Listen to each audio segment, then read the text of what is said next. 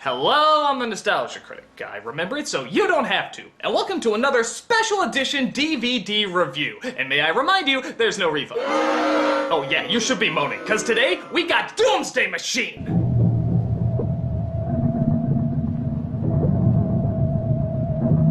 Oh, this is about as pretentious, sexist, and downright pointless a movie you could ever see in the sci-fi genre. It's corny, it's weird, it's downright savage at times. It made you buy the DVD, so there must be something good about it. Let's take a look at Doomsday Machine. First of all, you gotta love that score, right? Just put the conductor in front of a coffee maker and call it a soundtrack.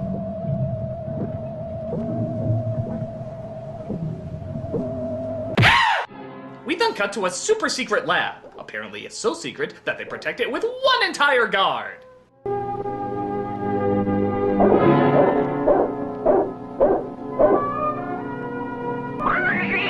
Dude, where's PETA on that one? You're all over Obama when he squashes a fly, and yet Super Kitty gets a free pass? Well, there goes two of my lives.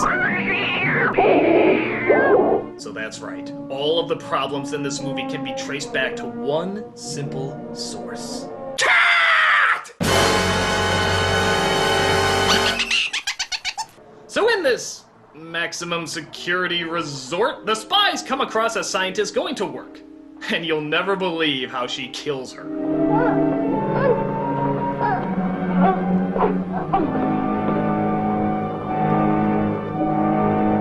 So, just to clarify, the most dangerous weapons in this movie so far are cats and pigtails. There can only be one organization to pull this off. The Littlest Pet Shop Assassins. So she meets up with her other spy friend and we see what their plan is. To break out Robbie the robot? Danger, Will Robinson. I've been in here so long I like men now. Only Chairman Mao has the key to that lock. All we can do is to warn the rest of the world. So the Chinese people, now speaking English for some reason, discover some sort of, well, doomsday machine, and figure out there's no way to stop it. This is my favorite, by the way. The lady spy takes off her fake black hair to reveal... real black hair! Wait, why did you need that? This brings us to a space station called Astra, where a press conference is going on talking about the astronauts' latest travel into space. Gentlemen, it is T-minus 120, so we'll have to make this very brief. Colonel, why this trip to Venus? I understand it's over 160 million miles away.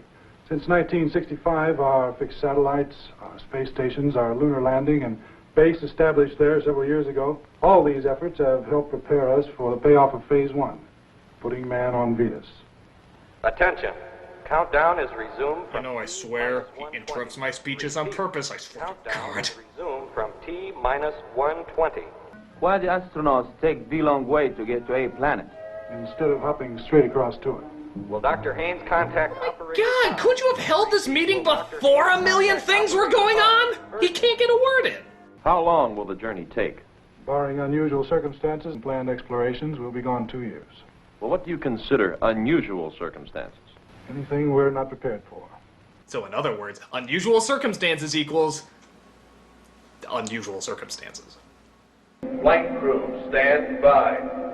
That includes me, gentlemen. What, that's it? That was like 5 minutes long! Who put this thing together? This is like the worst ran press conference in history! And now, the president of Astra. 2 minutes ago, a nuclear bomb was dropped in the city of... Mr. Howard, your toast just came out of the oven. Repeat, your toast just came out of the oven. And seeing how I only scheduled 10 seconds for this meeting, that's all I have to tell you. Remember what I said, especially the part about breathing.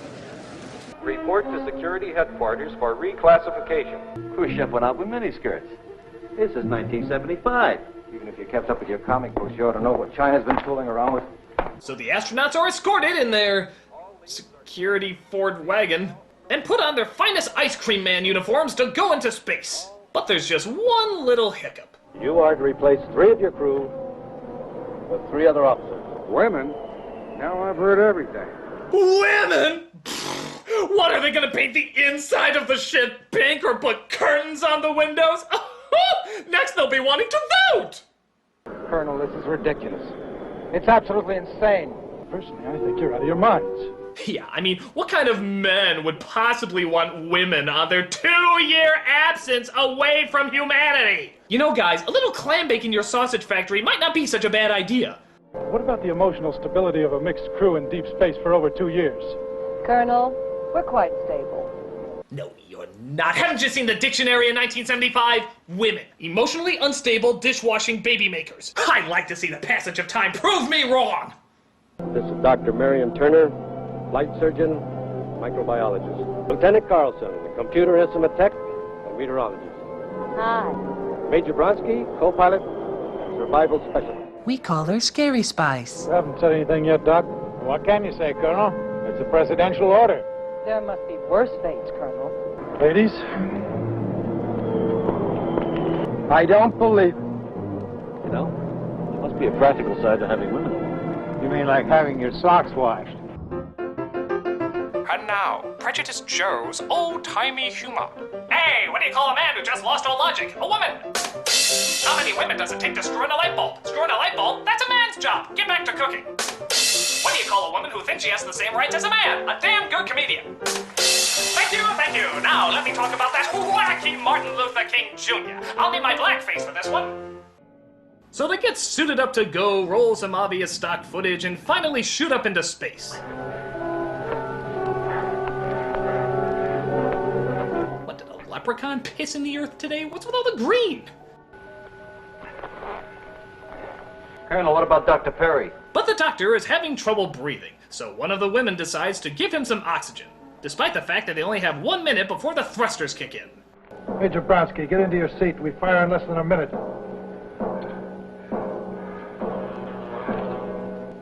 Major Bronsky!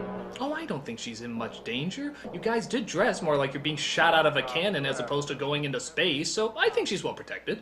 For heat exchanges and pressurization. Give status on sequencer units before program commit.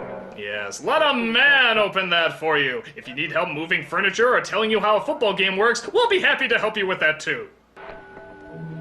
Major Bronsky, Danny, 15 seconds. Get your high-heeled spacesuit back to that lazy boy chair and push recline, damn it! Push recline! So they make the jump and they're on their way to Venus, but something still doesn't feel right. They sure pushed us out of Earth orbit fast. I got a feeling there's something more than a war involved. Yeah, like... No, how do you realistically top war? The women, of course, show a classic case of helmet hair, as they find it's not always easy to get along with their male counterparts. And with only 3 personnel modules on this ship, we should get quite familiar with the routine. What is this? Sophisticated Americans suffering from false modesty? In Russia, we are more mature. Whoa! In Soviet Russia, jump cuts jump you! Putting females together with a male animal in a cage like this. What are we supposed to do for the next 2 years? Breed? Well, those Pentagon computers are pretty sharp. Sending us 3 women? Well, supposing China did destroy the world, there'd be nothing left for us to come back to. So, yeah, they have a suspicion that the world might be doomed and that they might be the only ones left to repopulate the species. Come on, Doc, you're space happy. You've been reading the pulps again. Doomsday? Get him. Well, I mean, you guys aren't taking him seriously, are you? Those chopstick jockeys couldn't come off with a planet buster, could they? And now for the Asians! What do you call a Chinaman who can't fight? A moo-goo-guy pansy. Oh, wait a minute. I can use my squinty-eye glasses and buck teeth for this one. Hello. Enjoy your shower? Love your homemade water. This looks like a job for some serious booty calling. Would you care to join me on a tour of the ship? See what makes it tick? T-minus 5 seconds to getting it on. Let's cut out the games, huh? You know what's ahead of us. We're all going to be cozy together for a nice long time. Now why don't you relax and enjoy it? Okay, we're watching a porno. I mean, think about it. The plot is, it's the end of the world, there's only a few men and women left on this ship, and they're forced to give in to their animal urges. Yeah, we rented a porno. And in light of that, I have no choice but to list the top 10 porno titles that this movie should have had.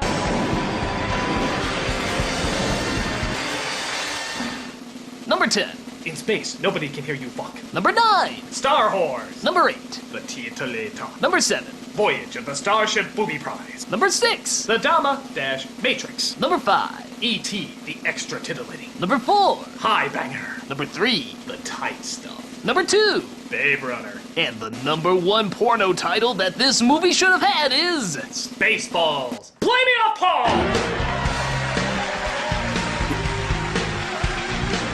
So while the women look for something to wash everybody's socks with, one of the astronauts puts together what's going on. This whole mess was unnecessary.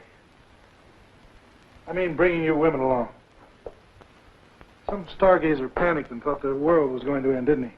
Figured a few people like you and me could do a rerun on Adam and Eve. Yes, something like that. I mean, the idea that a woman could do the same job as a man. It's so ridiculous. You wanna fuck?